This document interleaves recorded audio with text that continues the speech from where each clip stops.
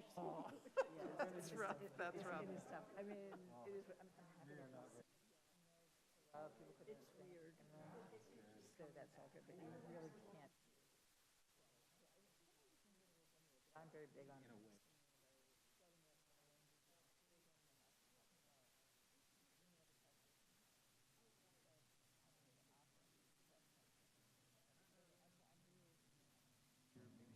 Right.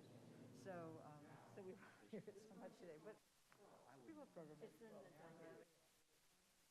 Yeah. Kind of in like a little history. I have another piece I worked on was because it's just all my episode reasons. But it's been so fun. I feel like I missed my in school. I did the opposite. I started off with being in social science. Oh, that's funny. For history. And I went right into music. So then I thought, oh, now I get to at least Thomas books.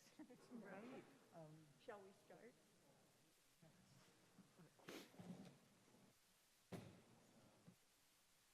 Are we all here? Yeah. Hi, thanks for being here. I'm Maggie Brooks. I retired from Yale in the spring of 2020, at somewhat inauspicious time since the piece had to be performed by the Camerata, and we had commissioned it of Julia Wolfe to be joined with the club and do a big sort of gala concert.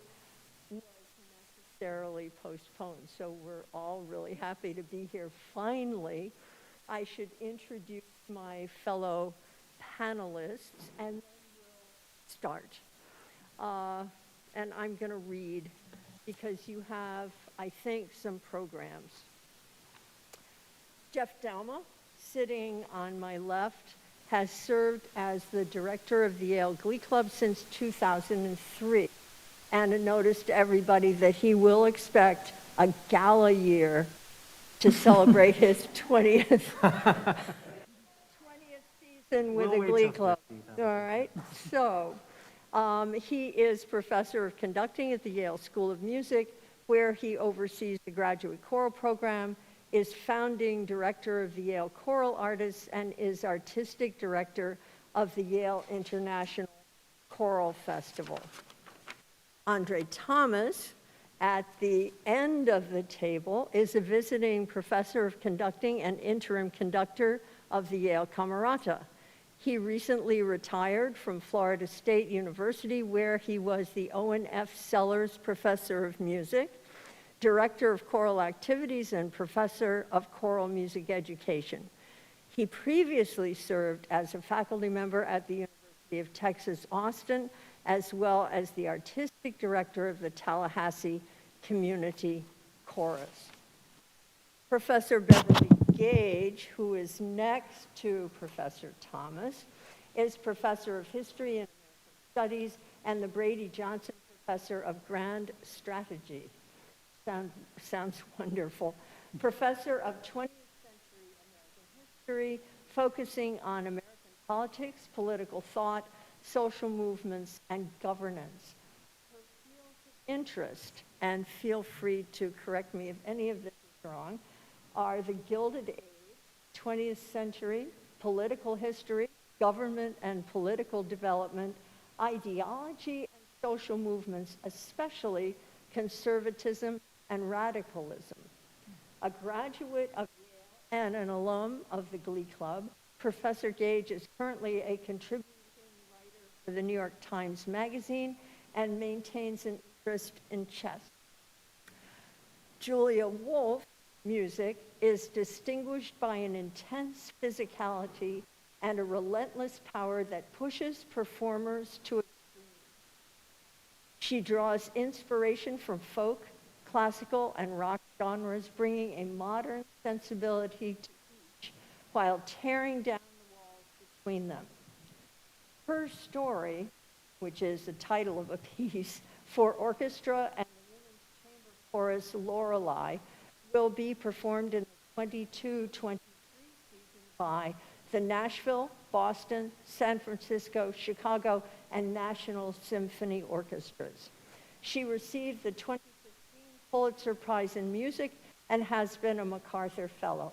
She is co-founder and co-artistic director of the Bang on a Can All-Stars. So I am pleased to be sitting at this table with these distinguished people. One of the first student works that I performed at Yale was in the spring of 1986, and the composer was Julia Wolfe, who was then a student. So I couldn't think of a better composer to commission to finish out my career at Yale than that same Julia Wolfe. I was to retire in the spring of 2020, which was the 100th anniversary of the passing of the 19th Amendment, which passed the Senate on June 4th, 1919, and was finally ratified in August 1920. It reads, "The right of citizens of the United States to vote shall not be denied or abridged by the United States or by any state on account of sex." So we have convened this distinguished panel to try to understand in an awfully small amount of time the complexity of the issues leading to that ratification, including racism and sexism, and to remind ourselves not only of the people who did not benefit from the passage of this amendment, including Black women, Native Americans, both male and female, women married to immigrants, Latinas, and Asian American women, to name just a few, but of the continuing issue of voter rights today, which not only include but go far beyond women's rights. In 1848, at Seneca Falls, New York, a convention to discuss the social, civil, and religious condition and rights of women imagined a women's right to vote. And so we'll turn our questioning to Professor Gage, because 72 years before that, in 1776, Abigail Adams, clearly an uncommon woman, wrote an often quoted letter to her husband John, who was in Philadelphia at the Second Continental Congress. The portion of the letter chosen by Julia Wolfe as the text for her piece is, "Dear John, I desire you would remember the ladies and be more generous and favorable to them than our ancestors. Do not put such unlimited power into the hands of husbands. Remember, all men would be tyrants if they could. We will foment a rebellion. We have no voice." So, was she advocating that women have the right to vote? She was not directly advocating that women have the right to vote. This was a moment sort of on the cusp of the American Revolution, when there were lots of visions of, if you were going to throw out the old order and make a new order, what ought it to be? So she was very much in that conversation with those comments. I think the right to vote was not probably foremost in her mind, but there were a whole range of other things. Could women own property? What exactly was going to be their status as citizens if this new nation came into being? Could women exercise bodily autonomy? What rights did they have to their children? So there was a whole array of spheres that one might be thinking about when one says, don't allow your husband to exercise tyrannical rule a la poor King George of England, right? I mean, these are the metaphors she's thinking about. And so had Congress ever considered women's suffrage before 1919? So the story of women's suffrage really from this, and I should apologize because I, as a good, 19th, early 20th century historian, always say women's suffrage, and people look at me very strangely, but that's actually how they would have said it at the time. But women's suffrage tends to be how we say it now. So it is one of the longest and most persistent rights struggles in all of American history. So we tend to think of two moments. We think of Seneca Falls in 1848, and we think of the passage of the 19th Amendment. But even if you just think about those two moments, that's a long time in between those two. And in many ways, the kind of formal push for women's right to vote really takes off in the 1820s and especially the 1830s. It's very fused with the abolitionist movement and with a whole host of reform movements that begin to emerge. And then along the way to 1919, 1920, there are a lot of missed opportunities. So Civil War is one, when there's the question of who's going to be enfranchised through the war. It's a question of whether women will get the right to vote then. Of course, they don't. In the late 19th and early 20th centuries, there are, again, moments when Congress takes it up and rejects it. A lot of states, particularly Western states, who wanted women to come live out there, gave women the right to vote before we got the federal right. And so, yeah, it's a long and complicated drama to get to 1919. So which were the states that first had women voting? And were there any states in the East that took that upon themselves? Well, the main states were places like Wyoming and states in that region. As I said, they had kind of a population imbalance problem where they very much wanted women to come. The East Coast states tended to be much more conservative. I mean, you probably know that if you were fishing for an East Coast state and there were some, you can give those to me because you've probably been thinking about this more, but they're not coming to mind. To me, it was really a pretty concentrated story. The region that was most resistant to women's suffrage was the South. Yeah, we can talk more about that too. Well, go ahead. So, well, you know, in the late 19th and early 20th centuries, there are probably two important pieces of political context about how suffrage came about. So one is that the political parties look very different than they do now. So the Republicans were still sort of the party of the Lincoln. They were the more reform-oriented party. They were more favorable toward the idea of women's suffrage. The Democrats were more resistant to it, in part because white Southerners were in the Democratic Party at that point, really the more conservative party for much of this time period. So that's piece one. And piece two is that from the Civil War up to this moment, the big story of voting had been that it was becoming much, much more constrained. There's this moment in the Civil War and then Reconstruction when, of course, voting had been extended to black men in particular. And as we all know, then the story of what happens in the late 19th and early 20th century is that vote becomes more and more restricted through the Jim Crow system, especially in the southern states. So the southern states as a whole tended to be pretty wary of things that were going to expand suffrage and tended to resist it.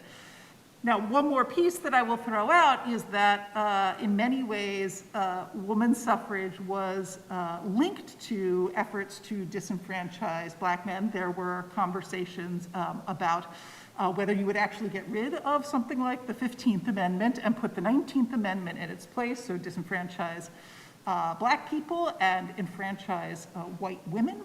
And white women were supposed to, in a lot of the visions of this moment, bring a kind of virtue to politics that those images of kind of the womanly virtues were often not extended to women of color or to black men. So it comes at this moment where voting restriction is actually, you know, probably the main trend of the era, and suffrage is something of an exception. It has been said that the history of women's suffrage in the United States has been whitewashed. And in the traditional history of women's suffrage, what was written of Frances Watkins Harper, Mary Terrell, Mabel Pinghua Lee, Fannie Lou Hamer, and so many others. As an example, in 1930, as a national suffrage march to be held in Washington, D.C. was being organized, Ida B. Wells, the founder of, which I didn't know, the Alpha Suffrage Club, the first African-American suffrage organization in Chicago, was told to march at the end of a suffrage parade and famously replied, "For the future benefit of my whole race, either I go with you or not at all." So what was going on? Well, women's suffrage, like most movements, was a big, sprawling movement with lots of people who were coming at questions of race and coming at questions of strategy and all of these things from a lot of different perspectives. But in the main, there was a lot of racism in the women's suffrage movement. I think it's certainly true that the white leaders of suffrage have been valorized and paid more attention to than the many women of color who were involved both as kind of foot soldiers and as leaders in the push for suffrage, at least have been much more written about until recent years. And as I said, depending on where you stood within the women's suffrage movement, you might actually be making pretty overtly racist arguments on why it is that white women in particular ought to be enfranchised. And then there were other areas of the movement where people were much more involved in championing racial justice, as well as this expanded vision of democracy. So I think we shouldn't characterize it in only one way. But it is certainly true that when suffrage comes along, finally, in 1920, there are many categories of women who still cannot effectively exercise the right to vote, most of them women of color, and you've mentioned some of those exclusions already. Black women who are living in the South have no effective right to vote, even if there is a right to vote in some ways on paper. Native women have very little access to the vote. Large categories of people are being excluded from both immigration and citizenship into the United States by the mid-1920s. They are excluded from this story. Residents of places like Puerto Rico, part of the United States, but not really recognized as full voting citizens. So there are lots of categories of exclusion, even in this moment, many of them based around race. So Woodrow Wilson was our president in 1919, and there was an election coming up in 1920. Did this influence the politics of the suffrage movement?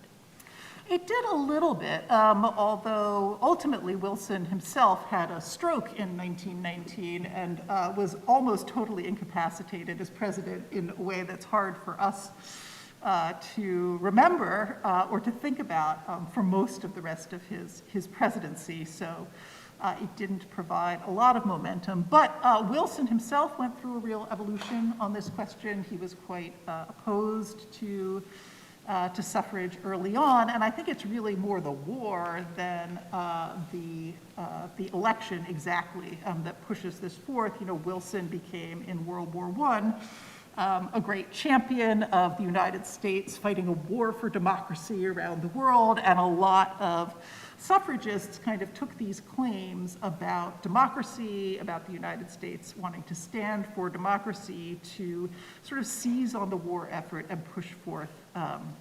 So that's really the moment that Wilson changes his mind. He's also something of a progressive in a pretty conservative party, and so I think it is also true that he does not want the Republicans. If you think this is coming, you do not want the Republicans to get all the votes. So there, of course, is some electoral strategy at work.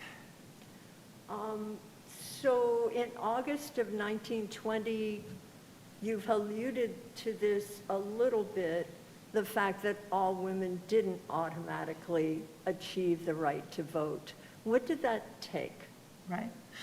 Well, I think there are a couple of things to say about that moment. One is that, as you read, the 19th Amendment is actually written in the negative, right? It is not written in the positive. It is not an amendment that says all women in the United States and its territories now have the right to vote. It says that you cannot restrict the right to vote according to this category, right? And that is quite deliberate.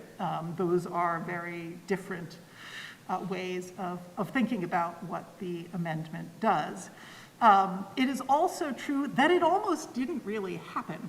So Congress shot it down a lot of times before 1919. And then even in the moment where the states, right, so Congress has to approve it, and then it has to go out to the states, and 3/4 of the states have to approve it. And it really comes down to the wire. I think it was Tennessee. And it comes down to One vote. one state legislator in Tennessee who, truly or falsely says, well, my mother made me do it. And that's how we have women's suffrage. So it was a pretty contested and pretty tense operation up to that moment. But as we said, once it comes, it doesn't actually enfranchise all women. And so a lot of the voting reforms that we have had since then have then, made a big difference. When Native people get the vote, that of course starts to make a difference. I think the great landmark legislation is the 1965 Voting Rights Act.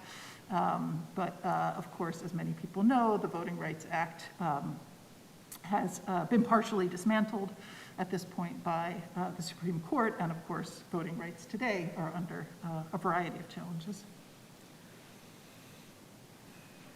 When did Native Americans receive the right to vote? I believe it was 1924. There's the sort of formal being able to vote, and then there's the practical being able to exercise your right to vote, which is, of course, for many people in the past and in the present, two different things. But. Good. And you've also alluded to this, but how do issues of voter suppression express themselves today? Right. So there are a wide variety of pressures on our electoral system at the moment, as you all may have noticed over the past while. I think one of the more concerning are sort of mechanistic laws that are designed to often have pretty disparate racial impact, often quite by design, sometimes less advertedly. But those are, not laws that are coming out as laws sometimes in the past might have and said we are excluding certain categories of people from access to the vote. But they are effective laws that make it much harder or policies that make it much harder for certain categories of people to be able to vote. Where are polling places? What do the districts look like? What hours are the polling places going to be open? What neighborhoods are they in, right? All of these very mechanistic, what form of identification do you need in order to be able to vote? All of those can have disparate impacts by race, they can have disparate impacts by class, and I think that is where a lot of the most concerning action is at the moment. So these are institutionalized objections and placement of obstacles. We have an amendment to the Constitution which says that this can't happen, and yet it does. So at what level is the Constitution taking precedence over states' rights and the other way around? Right, well, this is in some sense the eternal question of American politics, and it's a changeable situation. The Supreme Court, as I said, got rid of certain parts of the Voting Rights Act several years ago. That is part of what has kind of spurred these new rounds of, we could call it tinkering, but I think that that's a little too benign. Our election law from the 1770s forward really has always been a sort of strange hybrid of control at the federal level, but mostly administered in a very, very state-based and local way. And so you're seeing lots and lots of variation. Some of these are being tested in the courts.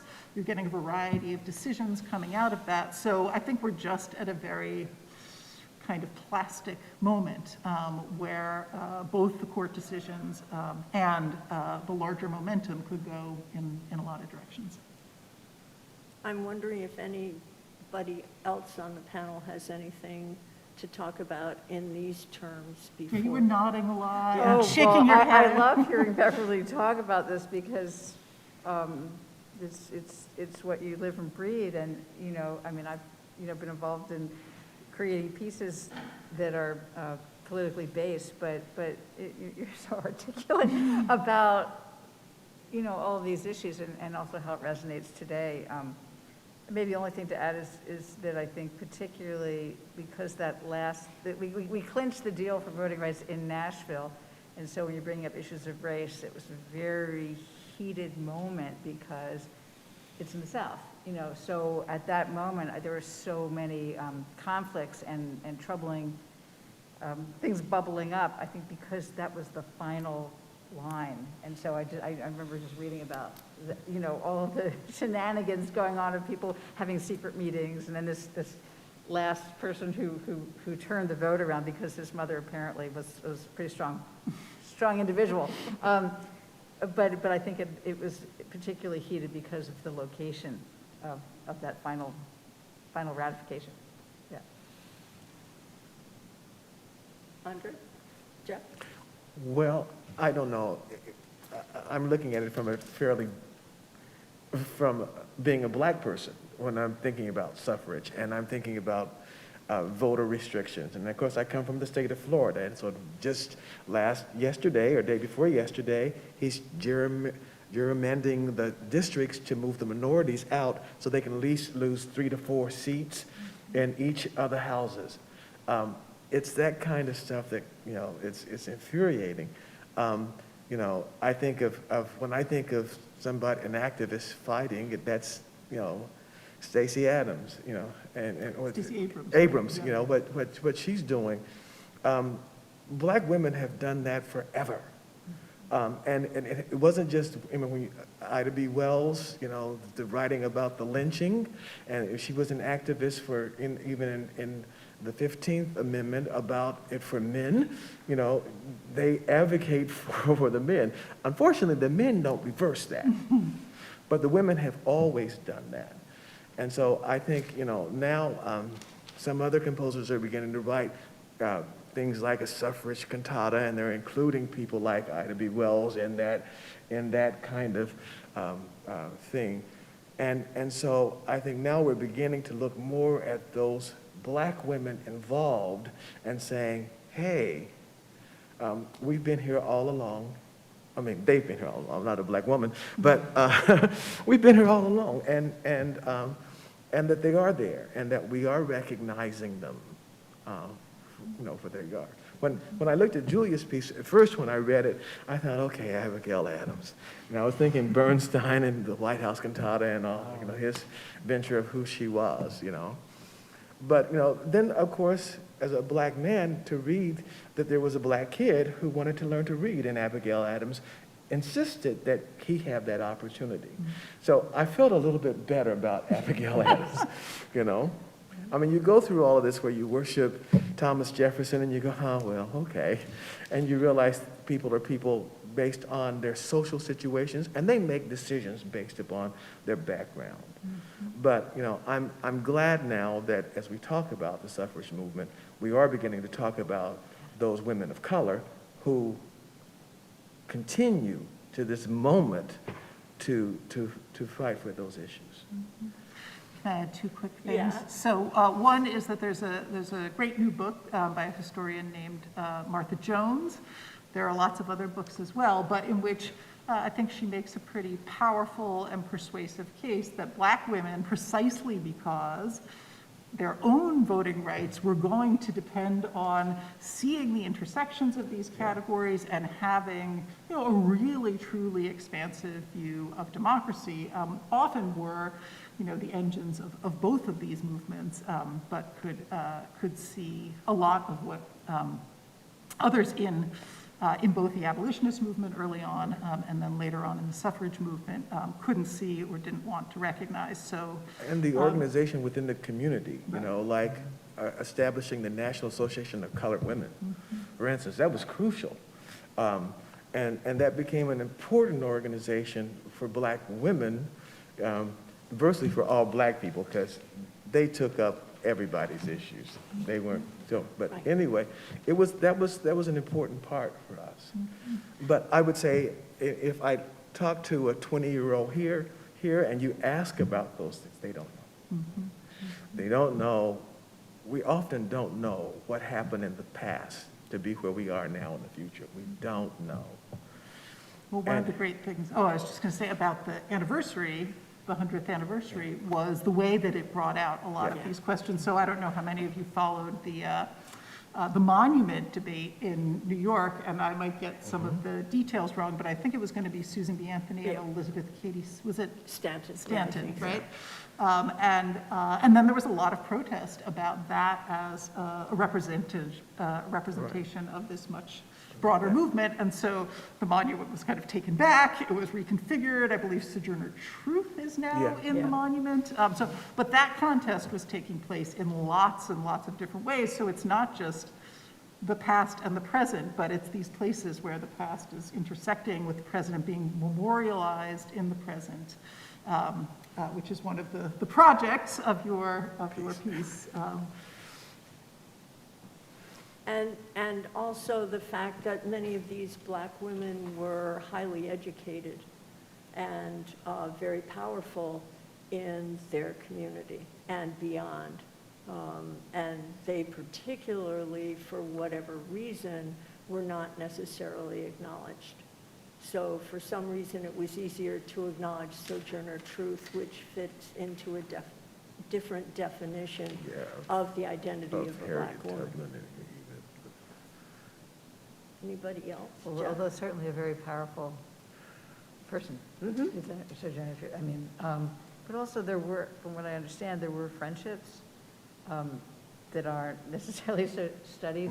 I mean, I believe Ida B. Wells and Susan B. Anthony were connected. So, you know, history's messy, you know. There was definitely an omission, you know, a glaring omission. But yet there were conversations, and that's important that those conversations actually existed. There were friendships and conversations. So, you know, while the glaring omission is, you know, I think what we're talking about here is very, very important to discuss. I think that also it's important to recognize the intelligence and stature of those women and those conversations that happened, because it's very important. Yeah. Anybody else? Well. I'm done. No, you're not. But let's turn now a little bit to the piece itself, and let's talk to Julia. You once asked during the process of composing the piece if you could write only for soprano and alto voices, specifically for women's voices, and I probably shocked you when I said very emphatically no, for a variety of reasons, including the presence of non-gender binary people in both the chorus and the audience, and the importance of mutual respect and concern for the whole human family. So, what drew you to Abigail Adams' letter? Well, first I want to say I really like that you said no, because I don't remember exactly how you worded it, but what I was left with was it's important for the guys to sing this, you know, which is so true, you know. And there are other projects that I've done. I just did a piece not too long ago with 146 women singing. It was a piece about the Triangle Shirtwaist Factory fire, and it felt important for that to be women identified because the majority of people who died in that fire were young immigrant women. So there are reasons at times to have, you know, focus on a particular gender or a particular group, but I really like that you said no, because it stopped me in my tracks, and I thought this is something we should all be singing and acknowledging. So anyway, I liked your no. So, okay, now your next question was? Okay, what drew you to the letter? Well, I know we had a discussion about looking, you know, what the topic would be, which is interesting, because sometimes you get a commission and nobody cares what the topic is necessarily. Just, oh, can you write us a new piece? And I think partly because it's coming from this sacred environment, and where text is very, very important, and meaning is very, very important. And so it's not just about the notes and the rhythms and the harmonies, it's about what are you saying? And so that was also a nice connected tie to me, because I'm very interested in what we're saying. And so many of my pieces have to do with what does the text communicate, and what history are we covering, and what are we trying to say? So, so it was the year of suffrage, and there were a lot of people focusing on it. And I think it's very important, and I think these anniversary years are very important, but I really loved, Beverly, when you said it was a long fight, because, you know, that moment where the vote was ratified, where the 19th Amendment was created, well, great, but it was a really long journey getting there. It's still a long journey, you know, so just discussing all of these issues about voter rights, where we are so, you know, weakened by inhibiting people in every way. So, so I didn't really want to focus on that year of suffrage, or that moment, and somehow looking to this early letter, she seemed way ahead of her time from everything I understand, that she is even saying this. And I think, well, gosh, she was saying this back then. How come it took so long for everybody to kind of get with the program? But, and it's a very beautiful letter. I love the language of it. Should I, you read it already, I think? You Yeah, could so, read it no, again. well, no, that's right. See, you'll hear it sung, hopefully. You'll be able to hear the words. And so I think that just the simplicity of it, and, you know, as always, is my own personal interest in looking at history, like, why aren't I writing about today? Sometimes I do, but mostly I'm looking back, and part of the reason is the interesting resonance between what happened and where we are now. So when you get to the line, all men would be tyrants if they could, that is really heavy right now. You know, it's heavy in the world, it's heavy in this country. It's a little bit prejudicial because they're very, you know, genteel men and some tyrannical women, of course.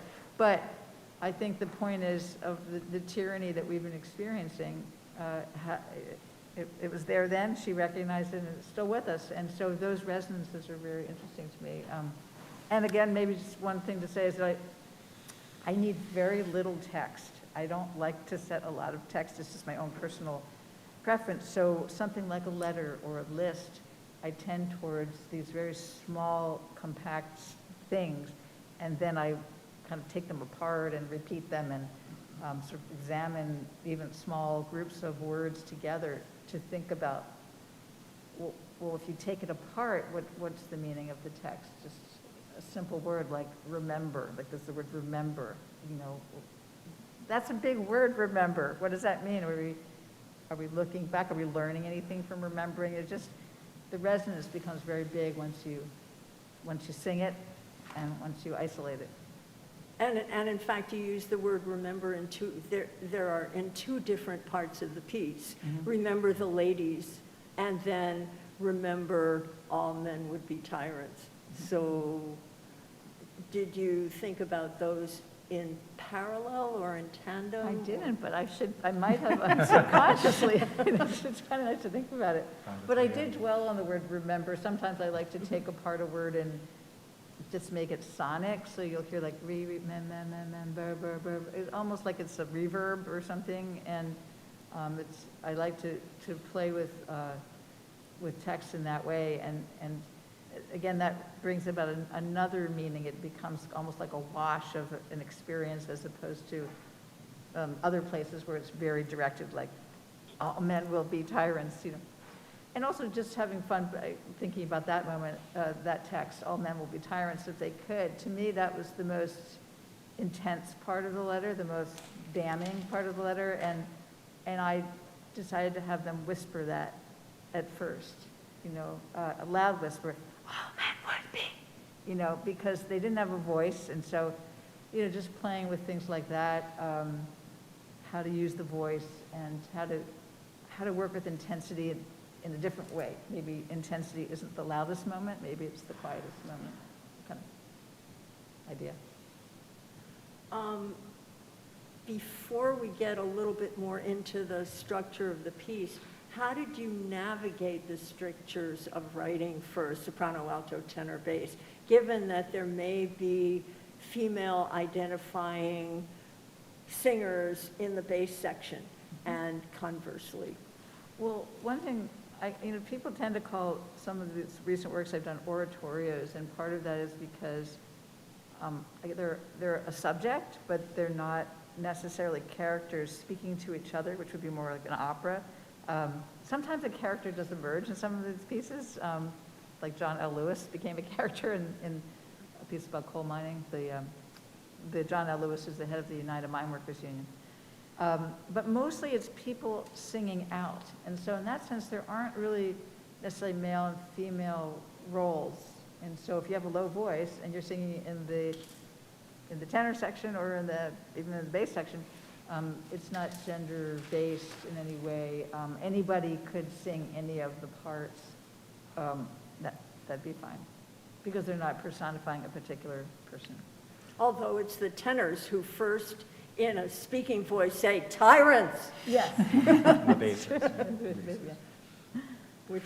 But we still get a sense of the, it's Abigail Adams' letter. And so we still get a sense, because she writes so much divisi for the women, a good chunk of the piece is the women, you know, repeating and be more generous. And I mean, that goes, and that's all with all the women divided. So we hear that. And so you know, your conception is, oh, that's a voice of who Abigail, Abigail Adams is. And so from a sense of that, it's kind of like, oh, remembering what that voice is. Because you set it up beautifully in the beginning for us. And we sense it. You know? I think you're right. And then the other thing about that is that, you know, this wasn't her first letter. They had written letters even before they were even married. They wrote to each other. You know, that was their, you know, plus they spent so many years apart, you know. And you think, okay, that makes sense. But you'll have to tell me if I'm right or wrong, and I may be totally wrong on this. But the issue facing them ahead was something about marriage, wasn't it? With the Continental Congress. I actually don't know. I don't know that much about the I context. had read something that it was more about the rights of women in marriage, and what she was concerned about a lot of the times, she had to sign his name for anything that she had to do, and he's always gone for it. They were apart out of 20 years, he was gone 10. Yeah. So she was saying, hey, look what happens here with me as a woman having to deal with this. Right. And I hope you will remember it and consider what we're going through at this moment. Right, yeah, I think that's certainly the question of women's property ownership, inheritance, and the public roles they could play, kind of what your signature means, whether you can administer things, whether you are a kind of independent legal entity, much less a citizen in any way. I mean, those were, in a general way, certainly the questions that are And that are up for indeed, debate. if it is really true that she was sort of his advisor, she really was John Adams' advisor. She was the thought process behind him, you know, and the promoter of him, whether or not they were in Paris during that residency or when they went to England, you know. And her personality shifts because of who she is, you know. But I think setting up that beginning was brilliant. Well, I think you're totally right. It's so interesting, too, because sometimes you forget where you were when you started a piece, but it couldn't have been sung by, it had to be sung by the women. Dear John. It made I think sense. that you're right, that's how it starts, Dear John, right? So that's definitely true. If we have time afterwards, we'll have questions afterwards. Well, because indeed, very often women couldn't own property if they were married. Interestingly enough, if they weren't married, they sometimes could own property in their own right. So very sort of Byzantine laws about things like that. I'm struck by, I think it was Ed Cohn, who said that a prelude should have a really amorphous beginning and a definite end to introduce what's going on, and then a definite beginning at the end, a postlude, and just sort of wander off into the nothingness. And your very beginning suggests that very, very long time from almost prehistoric times until it gets to this real sound erratic, which I have to say I had to look up, and the Urban Dictionary is now my friend. And maybe you could talk about the structure of the piece a little bit, how you thought of it as the beginning and the very abrupt end. Okay. Now I have to be self-aware. Well, I can definitely talk about the abrupt end. And one thing I should say, it's true for all composers, well, I don't know if they all take this liberty, but we have the liberty of poetic license. So I left out things that were hard to set, you know, certain phrases are just sort of very technical or just didn't work, but as long as the meaning is still there, and most of the words are hers. I mean, they're all hers, but there's some that are missing. And so when I got to the moment where she said, we have no voice, it was actually in a much larger context. And it actually is wonderful because Margaret and team here, you know, put it into the program notes. So where it came was, and will not hold ourselves bound by any laws in which we have no voice. So in other words, no taxation without representation, right? So, but I just liked, we have no voice, because that was kind of in a way the crux of the whole thing, you know. And so I thought, well, that's at the end of this paragraph, but also it had to be the end of the piece for me because that sort of sums it up. And so one thing you'll notice throughout the piece is that I use the hand, which is interesting now that we're wearing masks. Right.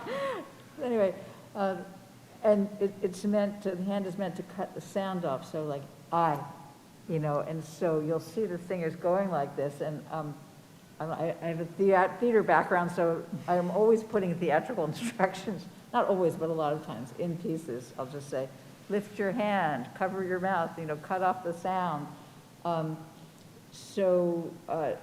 And along with cutting off the phrases, they also gasp, and that gets kind of like, you know, so this is kind of way of cutting off the voice. And so that seems like where it had to end. And also just say one more last thing about endings. You can end in so many different ways. It can be sort of triumphant, you know. So how many of us have been in orchestra concerts where it ends like ka-chong, you know, and everyone's, yay, it's such a big ending. Or very, very quietly. And I think how you leave an audience or how you leave a piece is, I'm really fascinated by endings and think about it a lot. They're all ways of ending are valid, and it really depends on the piece. But I like the idea of it being choked at the end of this. So maybe just structurally, the only thing I can think of off the top of my head is that a lot of times you might come across a climax somewhere 2/3 of the way through the piece or some kind of large moment, and this climax where it comes to is the whisper. So I think of that as sort of it's the lowest, quietest point, but it's also the height. And so I was just kind of playing with what's it like to get to a place that's so quiet and barely heard, and it be the central focus of the piece. So as you were writing, were you thinking of each sentence or phrase as a section of the piece, and could you walk us a little bit through your piece? I'll take the score out and look I at it. have a score. Oh, I have it too. Okay, let me look just to make sure I don't say anything totally crazy. Yeah, walk you through. Well, there are a few things to listen to right there, just listening up for that whisper moment. But, you know, it's pretty intuitive. I don't know that I thought in any kind of way. The text is the driving force. It's very text-driven. Whenever I'm working with text, it's rarely that I will write music and then fit the text to it. Composers do that. Songwriters do that. I find that really fascinating. I can't imagine how you do that, but it does happen. A lot of collaborative teams have worked in that way, that the composer writes the tune first. But for me, the text is what drives the music for me. Yeah, I think there's a very slow introductory part of it. You know, dear John, I would desire, and you know, this whole idea of cutting phrases up so that you think, well, what does it mean? I desire. There's like a need. So you could just say, I desire you would, blah, blah, blah, blah, blah. But instead I stop, I would desire. So you actually think and maybe feel that. So some of the cutting up of words or cutting up of phrases is to meditate on that that emotion or gestalt or whatever. It takes at least like 100 measures, I Yeah. think, before even that first thought is complete. Yes. And- A lot of and desire. And Yeah, he's well- in Philadelphia, she's in Massachusetts, and you think, I desire you. Well, yeah, he's not there. Well, I thought about that too. Yeah. Yes, there's a little undertone of, Yeah, you know, desire, Sure. in the traditional sense. so I smile when I, Yeah. yeah. Exactly. Yeah, I just think it's a sort of gradual building up. So funny, I'm so not analytical about my own music. That's why it's so great. Oh, I don't know. Yeah, I think it's just, I mean, all I can say is just, it's a kind of build. I don't always have that kind of, that you start in a choir to play some build, but I'd say in this piece, it's a build to the maybe first peak, which is don't put all that power into the hands of husbands. You know, and I have a very sweet husband. So hi, Michael.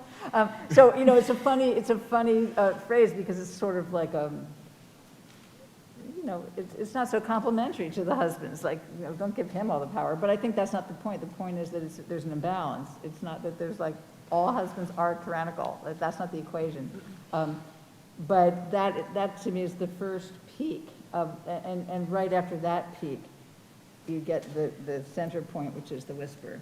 And the basses sing the word husbands for the first time, and it's a low A, and, you know, there is no mistaking. It sounds, you may not, we have to think in sort of more cinematic terms sometimes, so that for me is a sort of Jaws moment.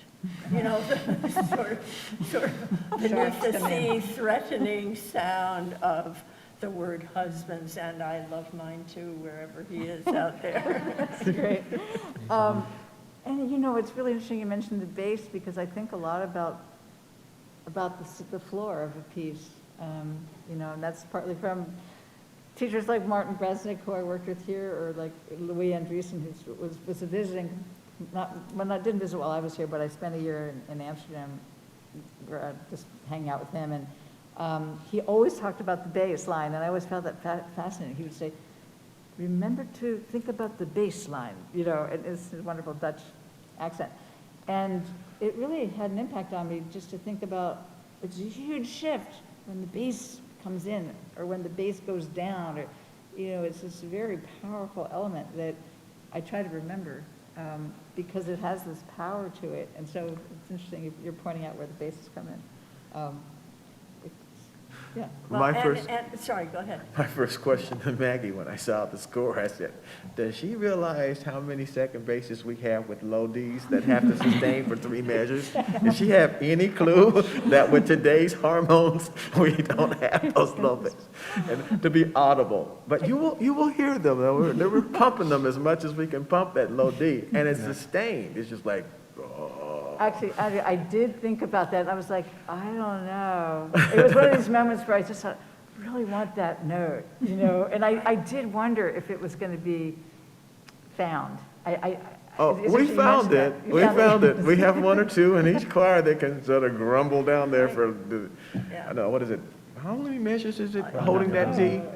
I counted it a while. 2 years ago. Yeah, it's a long time and it's held. It's like a pedal on And the organ. it's not the lowest note in the piece, but it is the lowest It's note for the held. basses. So you really do go from that C in the very beginning to, there is a low C finally in the piece, which gives a real sense of this bottom, which is extraordinary. And acoustically, anybody who doesn't have the low D is singing an octave above, so hopefully that will amplify the low D without calling attention to the fact that not everybody has it.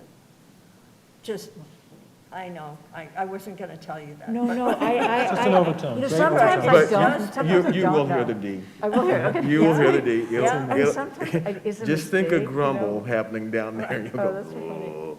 Yeah, and that's always an interesting thing, you know, when you get into the room and you go, well, okay, there's like the idea in your head, and then there's the reality, and then that's when you have to kind of rethink, like, well, are there enough people that can really sing that D, or do you move it up an octave? And those are composer choices when you know, there's like, oh, I'd love to hear that low D, and then there's like, will you really hear it? And Well, Yes, I will hear it. considering the acoustics in Woolsey that bounce around at low frequencies, you'll hear it.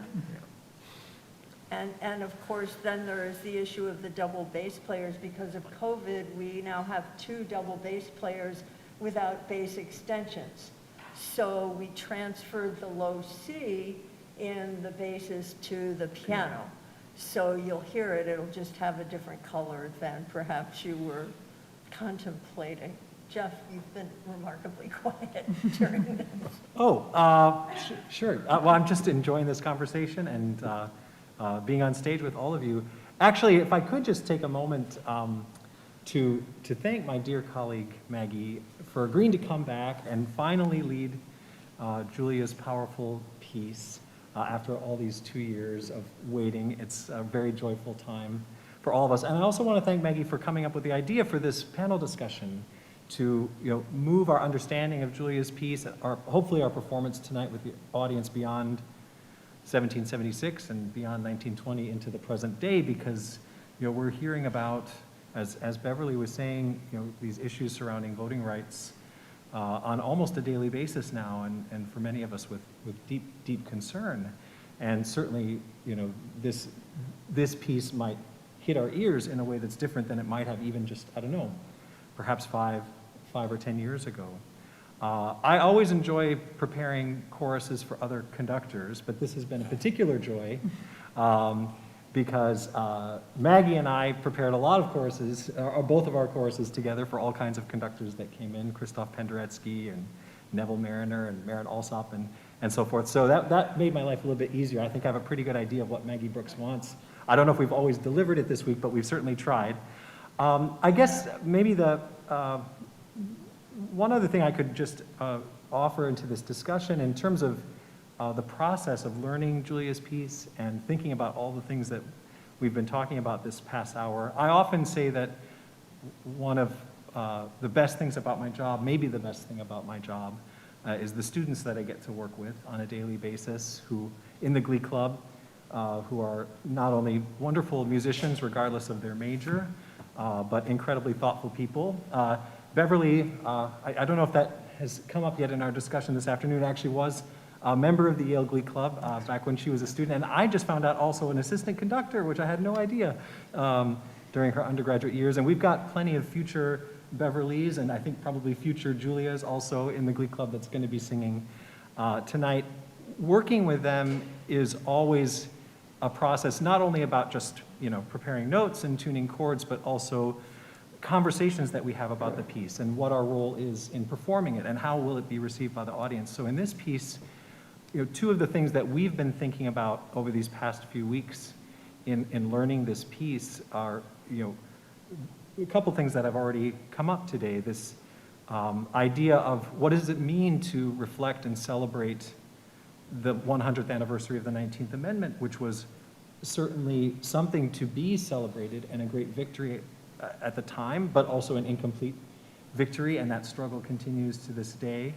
And I have felt that's something I haven't asked you, Julia, but in some ways that struggle is built into the structure of the piece because it ends with "we have no voice." Mm-hmm. That's the final thing that we hear. In that sense, it is unresolved, or that work is cut off.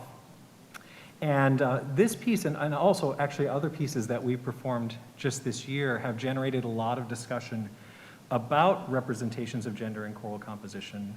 Choirs, of course, traditionally have been extremely gendered spaces, and we would always have taken for granted in decades past that treble voices would represent the feminine, tenor bass voices would represent the masculine, and in recent years, a lot of those kind of gender defaults are being questioned, and for good reason.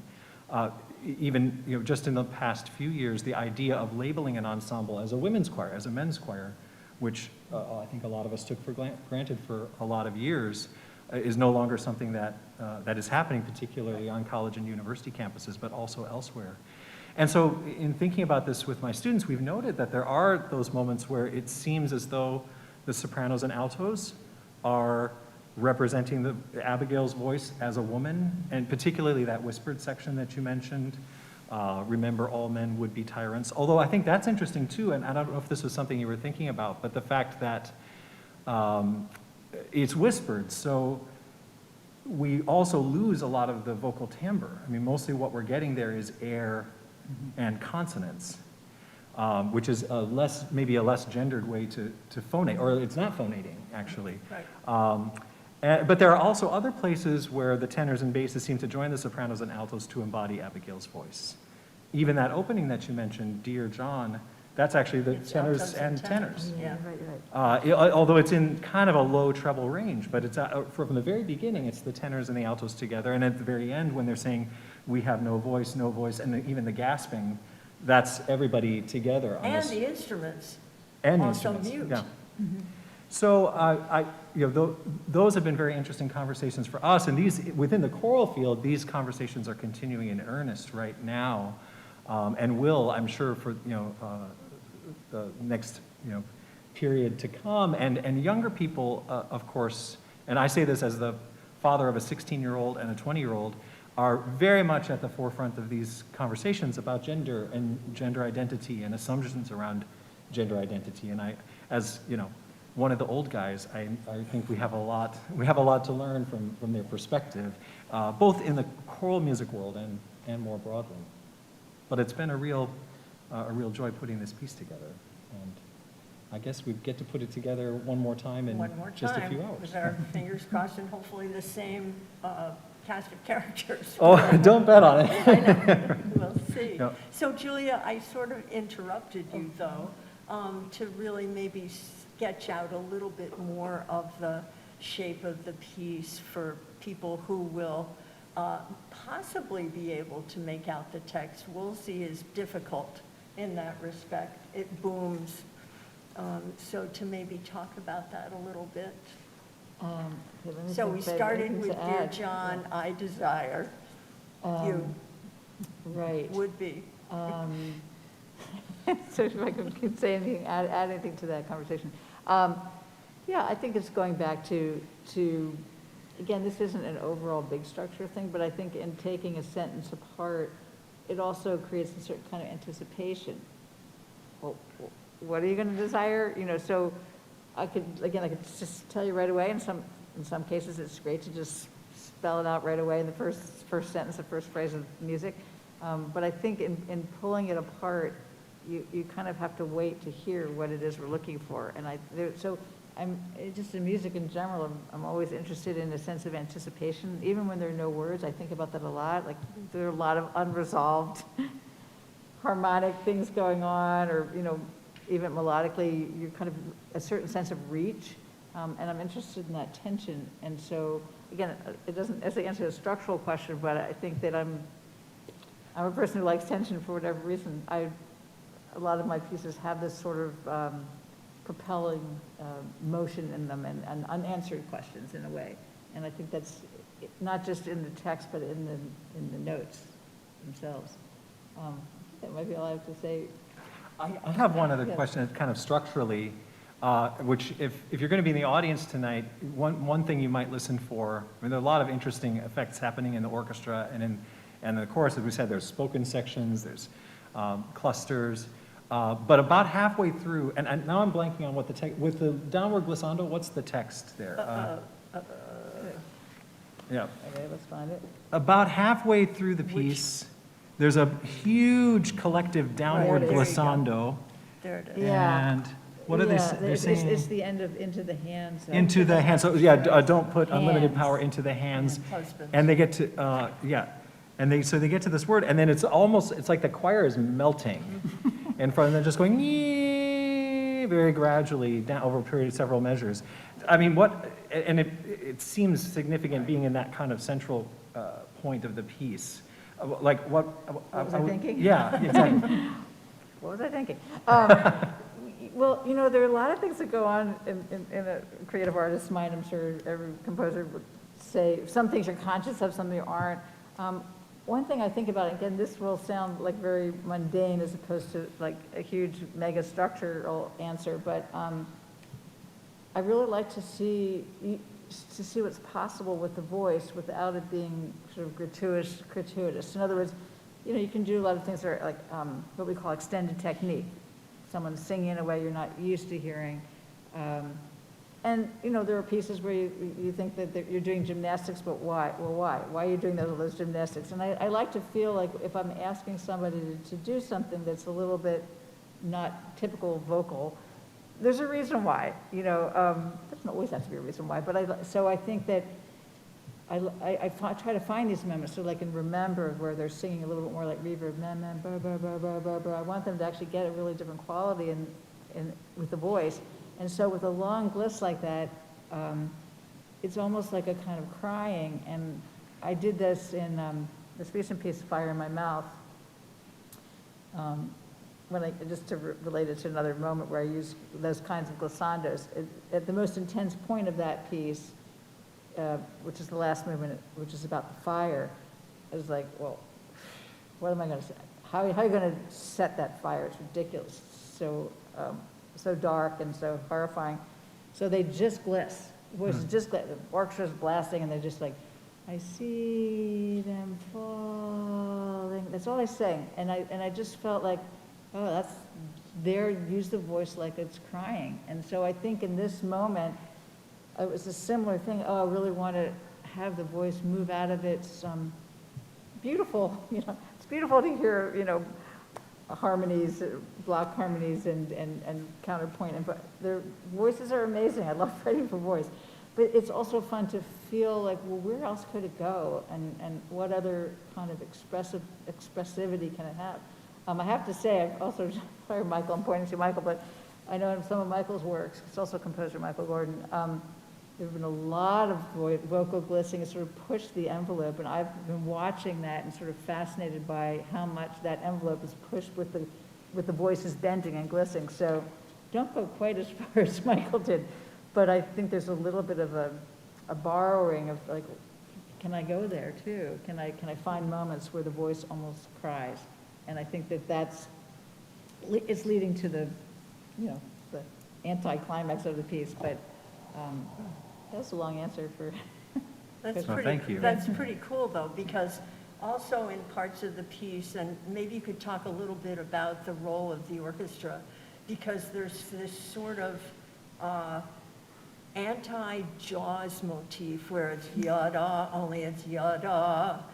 The accent is on the long note and the higher note, and it's rather threatening, or could be, I suppose, or not. And it grows. And I wonder if you could extrapolate from that to what the role of the orchestra is, because it doesn't just serve as choral fodder, I don't think. Well, it's a really hard balance. I find it a really hard balance. And it's interesting because when the choir is by themselves, there's a part of me, honestly, that goes, why didn't I just let them sing by themselves? Because there's something so amazing about a cappella music. Every time there's an opening, and I'm trying to, in some ways, make more space for choirs when I have this sometimes big orchestra and the choir. They do need space, so singers do need space. So I can just say it's a journey of trying to figure out how do you support what's going on with the singers. They are supportive. I should say they are supportive. They do have their own agency and they do have their own character, the instrumentalists, but it is in service of the text and the voice for sure. But what that balance is, and I think for the most part, a lot of the instrumental part is propelling. There are ways that instruments can move that are tiring for the voices. I do kind of push the voices a bit in some of my pieces. You know, all those repeated tones, that can get really tiring. I try not to overdo it.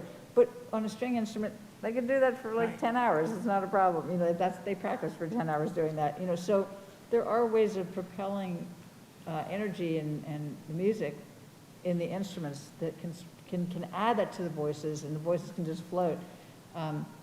That I've been thinking about, that I work with. So I'd say on the whole, they do have their own agency. It's funny you mentioned that one moment where the accent is, because I looked at that and I thought, why did I make the accent on the second triplet? You know, like why did I always question things in the middle of rehearsal. Because it's a little easier to put an accent on a downbeat, you know? And I thought, well, I guess I'm trying to write. I guess I was trying to have it be rhythmically contrapuntal.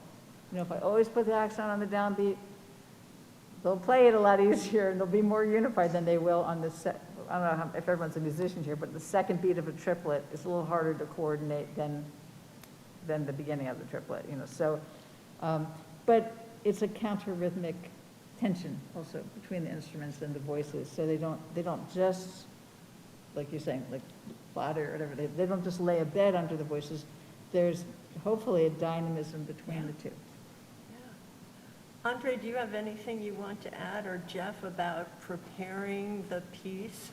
I have two really distinguished colleagues who have done the preparatory work, which I am reaping the benefits of, if that's a sentence that's acceptable here. So do you have any We've thoughts? spent a lot of time on half-note triplets on this one. Yeah. And interestingly, we're also doing a piece by Caroline Shaw, and she's also a lot of half-note triplets in that piece. I don't know if it's as a way of maybe dancing around the squareness of the 4/4 time. Yeah, I think hopefully they'll get it tonight. Yeah. Well, it's either on the beat before it or after it. Well, that's the question, though. Yeah. Right. Andre, do you have anything to? Well, I would say, I think if I had it to do over again, I'm in a different place.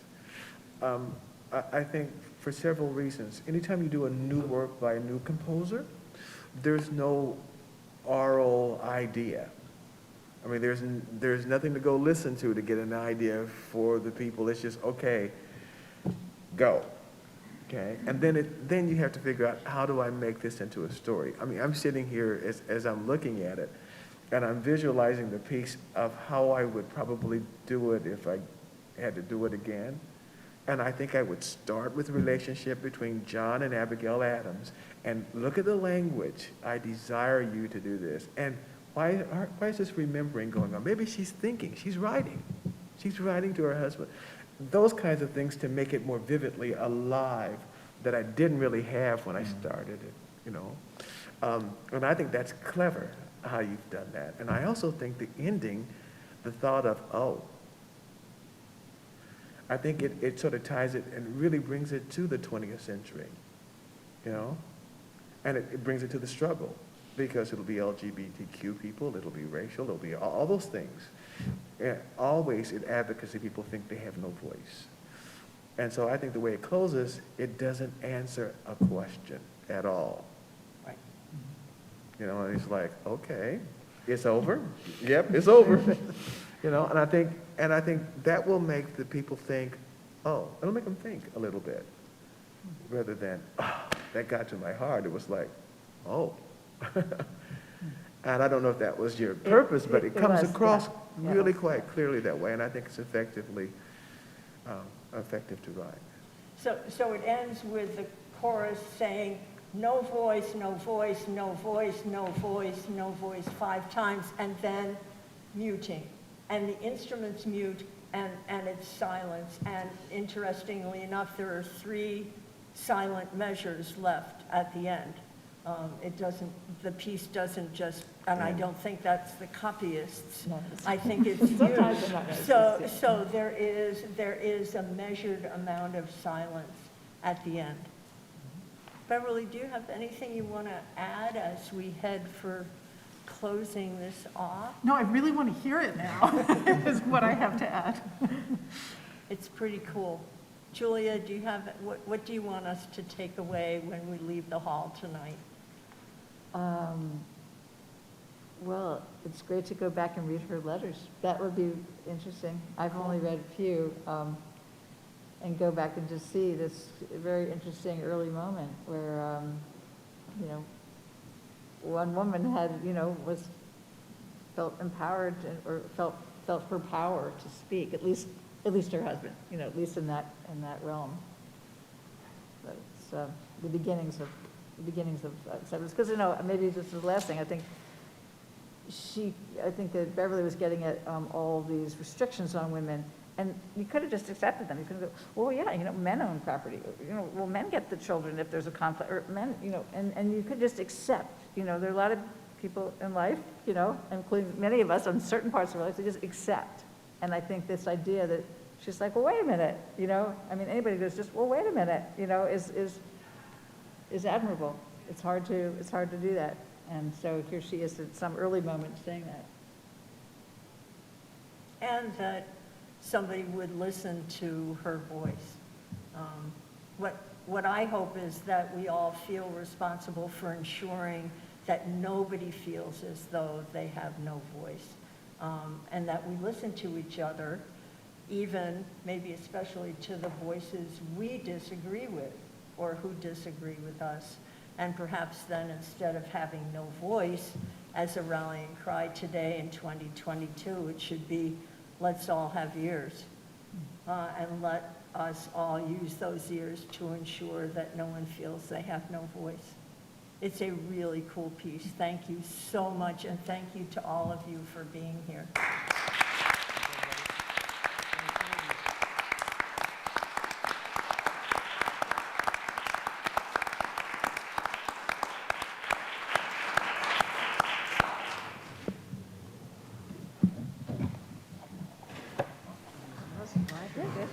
I'd love to hear what everybody said. It's just